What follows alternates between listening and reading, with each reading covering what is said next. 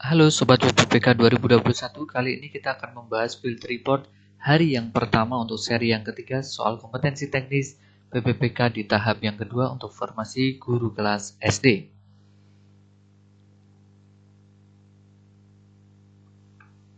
Oke, kita akan mulai nomor 15. Pak Anton mempunyai tanah berbentuk persegi dengan luasnya 400 meter persegi. Kemudian membeli lagi 2,5 meter di setiap sisinya. Luas tanah baru yang dibeli Pak Anton adalah. Soal ini mengingatkan kita dengan soal kompetensi teknis profesional matematika di tahap yang pertama dan variasi-variasi yang sudah mentor PPK berikan, baik itu dalam soal seri-seri pembahasan yang 100 soal ataupun seri-seri soal-soal bab-bab khusus di matematika. Rekan-rekan bisa menyaksikan video-video sebelumnya. Berkaitan dengan soal ini, maka kita berangkat dulu dari ada sebuah persegi begitu dengan luasan awalnya sebesar 400 meter persegi. Jadi kalau kita gambar gitu, ini ada persegi dengan luasannya 400 meter persegi. Kemudian beliau membeli lagi di masing-masing sisinya itu adalah 2,5 meter ya. 2,5 meter di masing-masing sisinya. Nah, pertanyaan sederhana adalah di soal ini berarti kalau kita disuruh menghitung luas tanah yang baru begitu, berarti kan ini ya yang kita arsir ini ya. Berarti kan kita mencari luas tanah yang baru seperti ini. Nah, otomatis kita harus tahu dulu sisi lamanya berapa. Bagaimana cara untuk mencari sisi? Yaitu dengan memanfaatkan luas sama dengan 400 meter persegi. Luas dari persegi kan sisi kuadrat sama dengan 400. Berarti S-nya berapa? Akar dari 400. Akar dari 400 berapa? 20 meter. Berarti ya titik ini sampai sini 20 meter. Kemudian ketambahan di setiap sisinya 2,5 meter. Ini juga bagian bawah juga tambah 2,5. Jadi kalau dijumlah itu berapa? 2,5 tambah 20, 22,5 tambah 2,5, 25 meter. Berarti luas persegi barunya adalah S kuadrat atau 25 kuadrat. 25 kuadrat berapa? 625 meter persegi. Berarti untuk luas tanah yang baru, luas tanah baru berapa? Berarti luasan keseluruhan 625 dikurangi dengan luas persegi yang lama yaitu 400. Maka temunya adalah 225 meter persegi. Maka jawabannya adalah B. Pesan dari saya adalah ketika Anda mencari luas persegi baru, jangan lupa sisinya tidak hanya ditambah dari salah satu sisinya 2,5 tambah 20 saja. Tapi ingat, karena ini di setiap sisinya bagian bawah pun juga demikian. Ataupun kalau teman-teman memakai sisi sebelah sini juga sama saja. 2,5 tambah 20 meter tambah 2,5. Begitu. Oke, nomor 16. Teori belajar Gardner ya. Itu mengenai yang muncul adalah hal-hal berkaitan dengan signal learning, stimulus response, dan verbal association learning. Tapi di sini kami mencoba membahas semua tipe belajar untuk sebagai antisipasi rekan-rekan ya. Kalau belajar sinyal atau signaling learning adalah itu tipe belajar, hasil belajarnya adalah memberikan reaksi pada perangsang atau SR, stimulus dan responnya. Contoh prestasi adalah guru sejarah yang galak diikuti oleh siswa-siswa menjadi tidak suka sejarah. Itu adalah salah satu bentuk signal learning. Yang kedua, ada belajar stimulus dan respon atau stimulus respon learning. Itu adalah memberikan reaksi pada perangsang atau stimulus dan responnya, yaitu guru memuji tindakan siswa, kemudian siswa cenderung akan mengulang. Artinya apa? Dia akan cenderung untuk melakukan behaviors atau kebiasaan tersebut untuk dapat dipuji kembali seperti itu. Kemudian istilahnya muncul adanya reward and punishment. Kemudian ada yang berkaitan dengan di tahap yang pertama ini ada verbal association learning ya. Verbal association learning atau belajar asosiasi verbal ya, verbal association learning ini memberikan reaksi verbal pada stimulus atau perangsang ya, seperti halnya pertanyaan-pertanyaan berapakah nomor teleponmu dan sebagainya, kemudian dijawab seperti itu. Kemudian ada juga belajar merangkai tingkah laku atau behavior gaining learning, yaitu menghubungkan gerakan yang satu dengan yang lain. Contoh membuka pintu mobil, duduk, kemudian kontrol prosnelling, menghidupkan mesin, menekan kopling, pasang prosnelling 1 dan menginjak gas, kemudian mobil jalan. Jadi belajar dalam bentuk menghubungkan gerakan satu dengan yang lain. Kemudian ada belajar diskriminasi atau discrimination learning, memberi reaksi yang berbeda pada stimulus-stimulus yang mempunyai kesamaan, seperti menyebutkan merek mobil-mobil yang lewat di jalan. Kemudian ada belajar konsep atau konsep learning, yaitu menempatkan objek-objek dalam kelompok tertentu. Ya, baik itu contohnya ini adalah manusia, ikan paus, kera, anjing adalah makhluk menyusui, yang itu adalah berarti termasuk adalah mamalia. Ini seharusnya yang tepat paus disebut paus saja ya. Kalau ikan itu kondrisites bagi osteosites yang bertulang rawan ataupun keras, dia termasuk Pisces ya, bukan mamalia. Tapi kalau kita bilang paus saja atau lumba-lumba begitu, dia masuknya adalah mamalia. Yang ketujuh, belajar kaidah atau rule learning, menghubungkan beberapa konsep. Benda bulat berguling pada alas yang miring. Kemudian yang kedelapan ada belajar memecahkan masalah atau problem solving.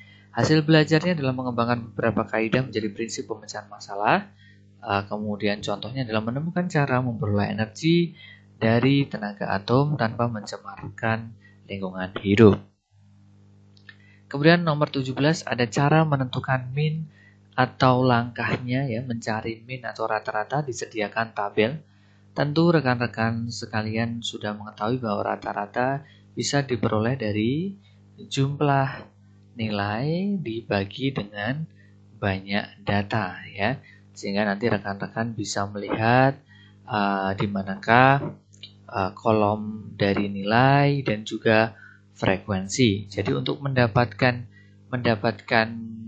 total nilai bagaimana ya, berarti nilai yang ada dikalikan dengan frekuensi, kemudian seluruhnya nanti ditotal dibagi dengan frekuensi.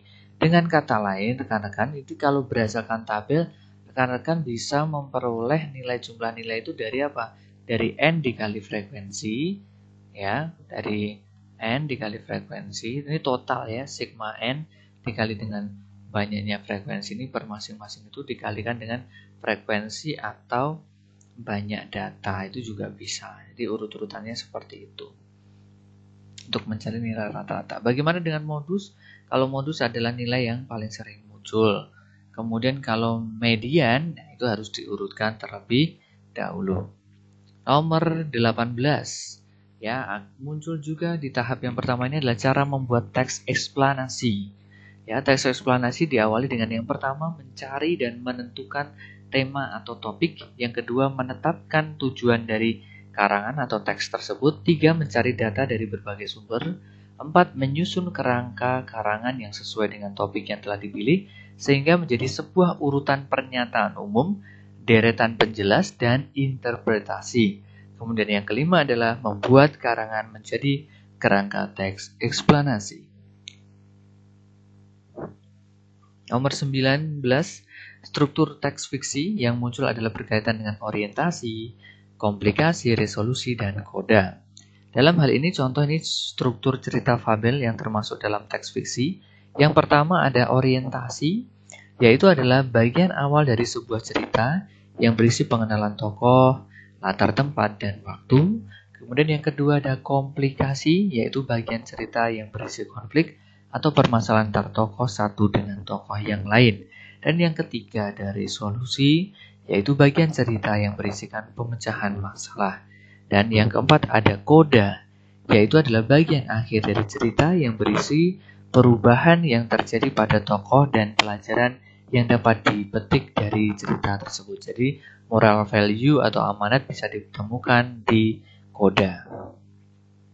Lanjut lagi adalah pertempuran setelah kemerdekaan. Ini hampir mirip dengan soal di tahap yang pertama berkaitan dengan pertempuran setelah kemerdekaan ya. Baik ada soal yang berbentuk urutan, disuruh mengurutkan peristiwa-peristiwanya ya. Nah, rekan-rekan ini bisa disaksikan urutannya atau peristiwa-peristiwa yang terjadi begitu ya. Dari mulai berangkat dari 23 Maret 1946. Jadi ini per wilayah ya rekan-rekan ya. Dari per wilayah kalau kita lihat dari tahun 1945 ya, karena setelah kemerdekaan ini berarti seperti ini. Nah, yang pertama ada di 13 Oktober 1945. Itu terjadi pertempuran Medan Area, yaitu adalah pecahnya pertempuran antara pemuda TKR ya dengan tentara sekutu. Kemudian lanjut 15 Oktober 1945 terjadi pertempuran 5 hari Semarang ya. Pertempuran terjadi antara TKR melawan tentara Jepang yang berlangsung selama 5 hari. Kemudian dilanjutkan terjadinya pertempuran Ambarawa 20 Oktober 1945, pertempuran yang dilatar belakangi dengan mendaratnya pasukan sekutu di Semarang dan memicu pertempuran di Ambarawa. Kemudian lanjut lagi di 10 November 1995 terjadi pertempuran Surabaya. Latar belakangnya adalah Inggris melakukan ultimatum ya, mengultimatum pejuang Indonesia untuk menyerahkan senjata, namun tak dihiraukan sehingga terjadi pertempuran ya. Kemudian 21 Februari 1946 adanya pertempuran Padang Rimbo Kaluang, yaitu ada terjadinya pertempuran besar antara tentara Inggris dan pasukan Indonesia tepat di wilayah Rimbo Kaluang. Kemudian 23 Maret 1946 terjadi peristiwa Bandung Lautan Api. Pasukan dan rakyat meninggalkan kota sekaligus membumi hanguskan bangunan. Kemudian di 1 Januari 1947 ada pertempuran 5 hari di Palembang, yaitu adalah peperangan yang terjadi di kota Palembang antara laskar-laskar perjuangan dan tentara Indonesia ya, yang terjadi di Palembang ya, melawan tentunya tentara-tentara Belanda ya, menghadapi tentara Belanda. Kemudian di 18 September 1948 terjadi pemberontakan PKI Madiun, yaitu adalah latar belakangnya kekecewaan hasil dari perundingan Renville mengakibatkan pemberontakan yang dilakukan oleh Partai Komunis Indonesia atau PKI. Kemudian di 1 Maret 1949 terjadi serangan umum 1 Maret di Yogyakarta. Serangan umum secara mendadak dengan gerilyanya TNI. Hal ini untuk menepis kabar yang disebarkan Belanda bahwa TNI telah hancur. Kemudian di tanggal 7 Agustus 1949 terjadi serangan umum Surakarta. Pasukan TNI di wilayah Surakarta melakukan serangan terhadap benteng-benteng Belanda. Itu ya rangkaian pertempuran setelah kemerdekaan yang rekan-rekan nanti bisa kembali pelajari. Oke. Lanjut 21 ada soal berkaitan dengan alat rumah tangga yang menghasilkan kalor. Berdasarkan testimoni dari para peserta yang menghadapi soal tipe ini adalah contoh alatnya adalah hair dryer yang mampu mengubah energi listrik menjadi kalor. Selain itu ada teko listrik, ada kompor, dan juga ada setrika. Lanjut nomor 22. Kegiatan pembelajaran yang paling maksimal dalam menyerap kompetensi yang diharapkan menurut Edgar Dale adalah, ya kita coba kembali mengingat ya dari kerucut pengalamannya Edgar Dale yang ia bentuk seperti ini, di mana jika kita lihat di bagian paling atas justru memiliki luasan paling kecil atau mengerucut. Kenapa? Karena yang diingat hanya 10%, yaitu adalah aktivitas berkaitan membaca saja. Kemudian untuk mendengarkan itu 20% yang diingat. Kemudian untuk 30% yang mampu diingat itu adalah kegiatan-kegiatan yang melihat gambar diagram, melihat video atau film, menyaksikan demonstrasi, melihat demonstrasi, itu 30%. Kemudian naik 50% itu adalah terlibat dalam diskusi. 70% yang mampu diingat ketika ia melakukan atau menyajikan presentasi. Dan yang paling tinggi, pengalaman itu bisa kemudian bermakna dan diingat begitu. Itu 90% dalam melalui role playing atau bermain peran, atau melakukan simulasi, atau mengerjakan hal-hal yang nyata, atau biasa kita sebut dengan hal-hal yang bersifat kontekstual. Sehingga tingkat keterlibatan itu bermulai dari verbal, visual, terlibat, hingga yang paling tinggi adalah berbuat. Nah, maka ketika kita membaca pilihan jawaban ini, yang paling maksimal menurut Edgardir adalah A. Memanfaatkan berbagai media pembelajaran. B. Pembelajaran yang melibatkan peserta didik dalam kelompok untuk mendiskusikan permasalahan pembelajaran. C. Belajar dengan kegiatan nyata dalam kehidupan sehari-hari. D. Pembelajaran yang memfasilitasi kegiatan presentasi dan penyajian. E. Belajar dengan metode membaca intensif dan mendengarkan penjelasan guru. Kita bisa melihat ya, untuk membaca dan mendengarkan, rekan-rekan tadi sudah kita sama-sama pelajari, yaitu membaca dan mendengarkan. Yang diingat itu pada level atas ya, artinya sedikit ya. Kemudian presentasi, sebenarnya presentasi lebih mending ya dibanding yang lain, tapi presentasi masih 70% ya. Kalah baik dengan apa? Dengan yang C. Belajar dengan kegiatan nyata, ini berarti apa? Berbuat. Kemudian ada dalam kehidupan sehari-hari, berarti ini sifatnya apa? Kontekstual. Nah, berarti itu jika dalam kerucut pengalaman, dia termasuk berbuat yang 90% itu mengerjakan hal-hal yang bersifat nyata. Oke, demikian video pembelajaran field report hari yang pertama di seri yang ketiga. Semoga video pembelajaran ini mampu memberikan gambaran dan kesiapan lebih untuk rekan-rekan berjuang ASN di tahap yang kedua. Kami mentor PPPK mendoakan yang terbaik untuk rekan-rekan menjadi ASN di tahap yang kedua. Kemudian apabila rekan-rekan merasa bahwa video ini memiliki manfaat, bisa di like, komen, maupun subscribe, dan juga di share bagi rekan-rekan pejuang ASN yang lain. Terima kasih telah menyaksikan video-video pembelajaran kami. Kami akan terus berusaha untuk membersamai rekan-rekan mencapai kesuksesan menjadi ASN di tahap yang kedua. Salam hebat, salam cerdas, mentor PPPK 2021. Terima kasih, salam sukses.